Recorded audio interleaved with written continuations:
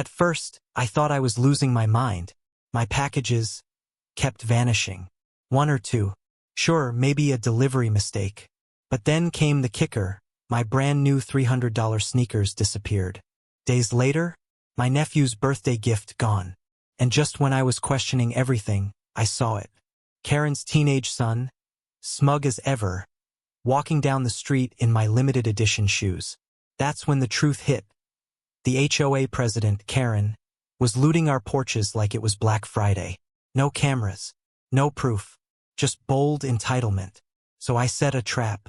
She thought she was stealing something valuable. But what she got was an explosion of neon glitter. And yeah, it got all over her. But the story doesn't end there. That glitter, it exposed everything. This isn't just about revenge. This is how I took down an HOA tyrant, sparkle by sparkle. Let me show you how it started. Before we dive in, drop a comment and let me know where you're watching from. I used to think the worst part of living in an HOA was the passive-aggressive notes about lawn length and mailbox color. But that changed fast. First, it was little things. A small package marked delivered would never show. I'd shrug, contact support, maybe blame Porch pirates. Nothing felt off, until the day 3 boxes vanished in 1 month. That's when I started keeping mental notes. Small stuff disappeared whenever Karen's SUV was around. She's the HOA president dictator, really. She runs our neighborhood like it's her personal gated kingdom. And in her eyes, everyone's guilty until proven innocent. Unless your last name is Holland, like hers. But I still second-guessed myself. Was I seeing patterns that weren't there? Until one morning, while hauling mulch to the backyard, I left the front door ajar for maybe 10 minutes. When I came back, a sneaker box was gone, snatched right from inside the entryway. I checked the ring cam, forgetting I had taken it down last month after Karen cited me for visible tech not approved by the HOA board. Yeah, she made me remove the only camera that could have caught her. That's when it clicked. This wasn't some neighborhood kid swiping boxes for fun. This was targeted, strategic, entitled, someone who knew how to move fast and how to avoid being caught. And the worst part? Talking to my neighbors only made it clearer. I wasn't the only one. Mrs. Gable's vitamins, gone. Henderson's chess set, vanished. The HOA wasn't just ruining curb appeal anymore. It was covering up a crime ring with clipboard fines and fake smiles. Something was seriously wrong. And if nobody else was going to do anything, I would. Alone if I had to. I was ready to let it go. Chalk it up as a loss. Try to sleep it off. But the universe wasn't done writing this story, and she was about to hand me proof on a silver platter. It happened on a Wednesday. Real hot, real quiet. I was out front watering my petunias. Purple ones, the same flowers Karen once reported for being clashing with the neighborhood palette. Yeah, that kind of petty. That's when I saw him. Grant, Karen's teenage son. Moped kid. Always filming himself doing wheelies up and down the block like he was prepping for the X Games of entitlement. He wasn't alone. He had a pack of friends with him, laughing, loud, obnoxious. And on his feet, a pair of deep blue sneakers, streaked with silver, moonlight shimmer across the sides. Exactly like mine. I paused, heart hammering. It's probably a coincidence, I told myself. There are tons of those out there. But even as I thought it, I already knew. Then I saw it. A tiny scuff, left toe, right on the angle where I tripped on a dog toy trying them on for the first time. That wasn't random. That was a fingerprint. That was mine. And he saw me see it. He looked right at me, smiled, then raised his foot like he was modeling for a magazine and gave me a wink. A wink. My fist clenched so hard the watering can bent in my hand. I wanted to storm across the street, yank them off his smug little ankles and scream. But I didn't, because that's exactly what they want. Isn't it? You lose your cool, they play the victim.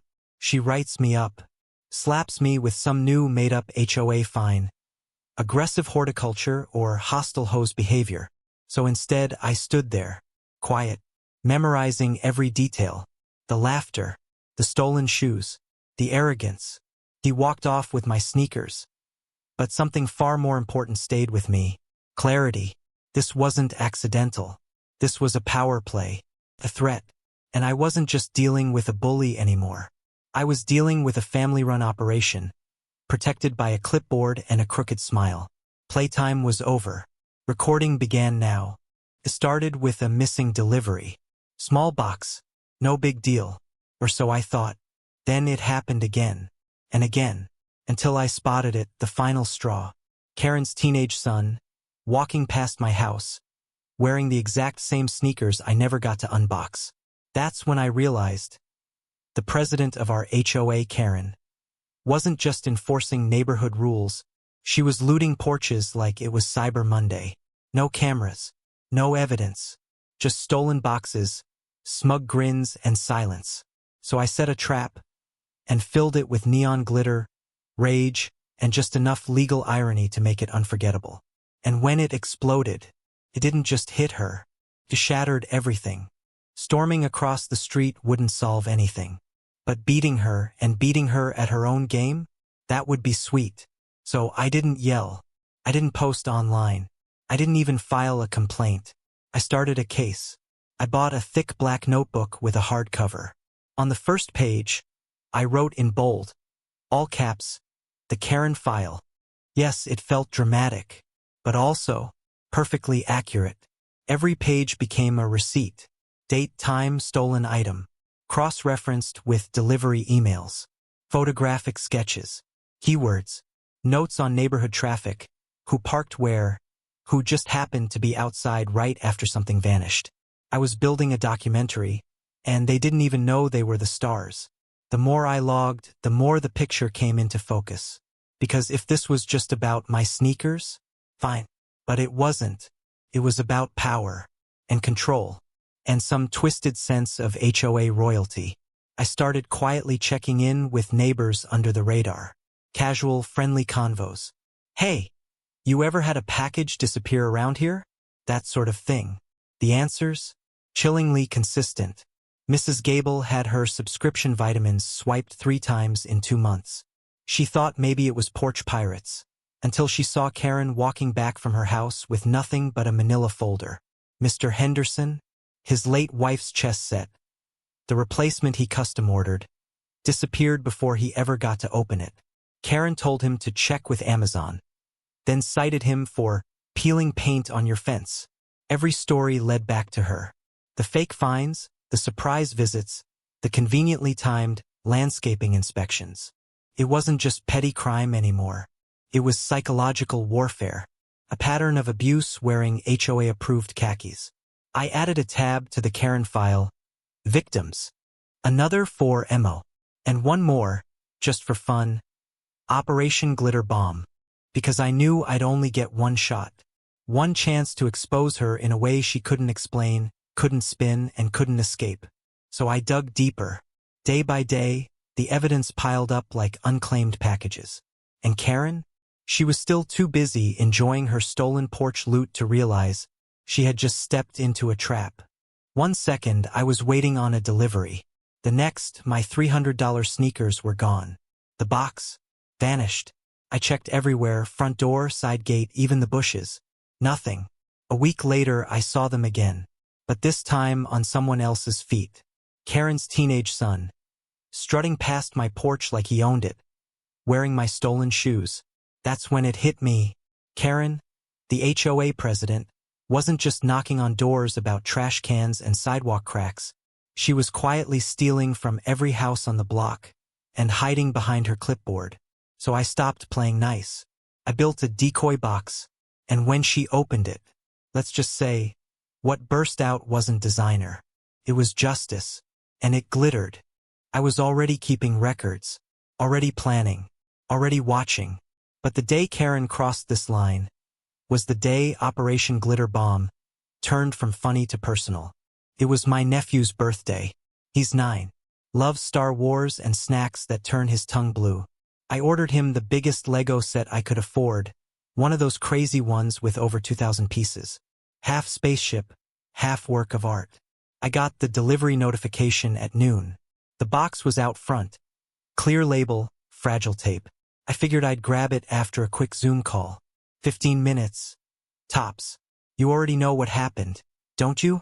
I opened the door, and the porch was bare. Gone. No footsteps. No noise. No car speeding away. Just vanished. But this time, I got lucky. I looked down the street, and there she was, Karen's SUV trunk open, and beside her, Grant, struggling to jam a large box into the back seat. Big, rectangular, just like the Lego box that should have been in my hands. He saw me watching, and actually freaking shrugged. Like, oops, my bad. I didn't charge, didn't yell, didn't even blink. I turned around, walked back inside, and picked up my phone. Not 911, not HOA, not even Amazon. I texted one person, Dave, best friend, ex-Marine, tech nerd, unofficial brains of the operation. I wrote one sentence, start building the box. It's time. Because stealing from me was one thing. Stealing from a 9-year-old? That was war. And this time, I planned to win it with glitter, cameras, and a GPS that would lead me straight into her lair. This wasn't just about revenge anymore. It was about exposure. If Karen wanted to steal packages, then I was about to send her one. Personally wrapped in humiliation. But it had to be perfect. So I called in the heavy artillery. Dave. Best friend since college. Ex-Marine turned IT security engineer. Basically, if Batman and Mythbusters had a baby, it'd be this guy. When I told him the plan, he didn't laugh. He grabbed a notebook and said, we're gonna need fishing line, UV dye, and a ridiculous amount of glitter. Operation Glitter Bomb was born. Here's what we built. Inside a normal-looking Amazon box, we placed a spring-loaded device using 3D printed arms. As soon as the top flaps lifted, it would burst open, launching a pressurized mix of glitter and neon green, skin-safe dye into the air. Not harmful, 100% legal, but it would stain clothes, stick to skin, and cling in ways shampoo can only dream of. We even mixed in UV powder, invisible to the naked eye but glowing under blacklight, like digital fingerprints. If anything else nearby was marked, we'd know where it had been. Next came the GPS tracker. Tiny, real-time, hidden under the cardboard lining. If she took the bait, we'd track the drop-off location, and maybe uncover where the rest of our neighborhood's missing packages were going. But Karen was smart, watchful. A bold setup would tip her off. So I made the package casually messy, like a rushed return. Custom label. High-end electronics brand. Slight tear on the side, like someone had peeked but never opened. And then, I played the long game. We installed 2 hidden cameras, one in the corner of a birdhouse on the porch, the other, embedded in a light fixture. Wide shots, tight focus, motion activated. The trap was set, the bait glistened, and all we had to do was wait. Would she take it? Would she know? That was the gamble. But deep down, I knew something. Karen couldn't resist what didn't belong to her. Because for people like her, stealing was never about what's in the box. It was about the power of taking it. And this time, she was taking her downfall. She thought she was stealing another package. What she got was a glitter bomb straight to the face. Karen, the perfect, polished HOA president, came running out of her house looking like a radioactive leprechaun. Neon green, sparkling, screaming. And for once, everyone saw the real villain behind the clipboard. I didn't expect it to go down that quickly. 2 days after I set the trap, she took it. Middle of the afternoon. Sun blazing. Porch quiet. I was watching the live cam feed on my second monitor while pretending to respond to emails. And then there she was, Karen, queen of the HOA, clipboard in hand, sunglasses, pastel polo, smug as ever. She strutted up my walkway like she owned the pavement. But this time, she skipped the fake inspection act. There was no checking for weeds, no wrong-sized house numbers. She locked eyes with the box and snatched it like it had her name on it. Fast, fluid, like she'd done it 10 times before. She bolted back to her SUV, tossed it inside, and peeled off. And I just watched, smiling, because on my screen, the GPS tracker dot lit up, moving toward her house. And then, 20 minutes later, screaming, from across the street. I ran to the window and nearly choked laughing. Karen came exploding out of her front door like a firecracker, drenched in neon green dye, covered in glitter, finger pointing at the sky like she'd been cursed by the glitter gods themselves. It was in her hair, her ears, down her shirt. She looked like a rejected Marvel villain dipped in radioactive sparkles. And in one delicious moment, she screamed my name. I didn't respond, just recorded, quiet, calm, victorious. Because Karen didn't steal headphones, she stole a warning. And now, she was wearing it. She stole my sneakers, then my nephew's birthday gift. No one believed me, until I caught the HOA president red-handed with a glitter bomb that made her glow green, in front of everyone. This wasn't just petty theft. This was war. And this time, the thief got exposed spectacularly. Karen thought the chaos ended with glitter on her blouse. But the real beauty of the trap? It didn't just blast her with dye, carried a silent passenger. Hidden deep beneath the cardboard lining. Tiny GPS tracker. While she was screaming in glittered agony, I was watching her location update on my phone. In real time, the tracker moved from her house. Then again. Late that night, around 11 p.m., her signal pinged at the edge of town. A storage facility. Remote. Gated. And guess what? The signal didn't move for hours. I grabbed my keys, drove by slowly, just enough to spot the building and note the unit number the signal hovered over. And through a tiny gap in the metal roll-up door, I saw it. Stacks of boxes. Amazon, Target, Best Buy, you name it. Dozens, maybe hundreds. Boxes she had no business owning. Not just mine. Not just my neighbor's. A warehouse-sized porch piracy operation. Glitter may have made her glow, but this tracker? It might just bury her. You thought the glitter bomb was the big finale? Not even close. Hidden beneath that stolen box was a tracker. One Karen never saw coming. And where it led me wasn't her house. It was a locked storage unit, loaded with stolen packages. This wasn't petty theft, this was criminal enterprise. I walked into the police station with two things in my bag.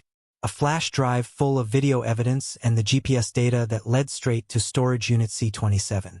The officer almost didn't believe it, until I showed him the footage. Karen stealing the package. Karen exploding in glitter. And the trail of neon dust connecting it all. He raised an eyebrow, leaned back in his chair and said, "You might have just cracked open a burglary ring." An hour later, cops were rolling up to that unit with a search warrant. What they found shook even them. Over 200 stolen packages, some still sealed, some opened. Items totaling tens of thousands. Electronics, shoes, tools, toys, all tagged with names that weren't hers. And right there on the glitter-covered box, her fingerprints, her guilt. They cuffed her, right in front of the same neighborhood she'd ruled with fines and fake smiles. And suddenly Karen wasn't the HOA president anymore. Karen's clipboard is gone. Her fake fines? Cancelled. And the front porch that once felt like an open target? Now feels like mine again. The neighborhood came together. We voted her out, rewrote the rules, and installed actual secure lockers. No more stolen birthdays. No more silent thieves. And me? I got my sneakers back. But honestly, that was never the real win. The win was proving that even when power hides behind fake rules, fake smiles, and HOA titles, you still have one tool they'll never be ready for. Proof. And maybe a little glitter. Have you ever had a package stolen? Or dealt with a Karen like this? Tell me your story below. And don't forget to hit subscribe, because trust me, there's more where this came from. Collision.